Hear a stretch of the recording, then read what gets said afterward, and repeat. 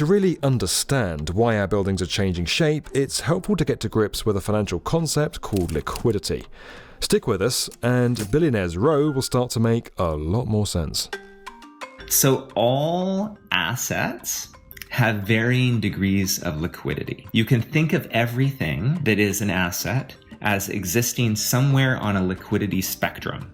And at one end of the spectrum is the most liquid asset of all. That is cash. One US dollar bill is exactly the same as every other one US dollar bill. You can hand it off super easily. At the very other end of the liquidity spectrum is real estate, a piece of architecture, often represented as a single family home with a pitched roof. Along that spectrum, you have things like artwork and stocks in companies like Tesla or Google.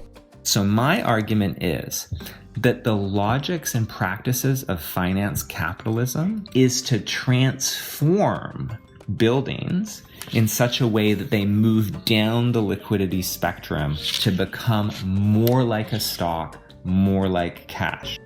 Enter Billionaire's Row. 111 West 57th is an incredibly tall building, but it has a very small number of units in it. All the units are either one entire floor or a unit that spans 2 floors.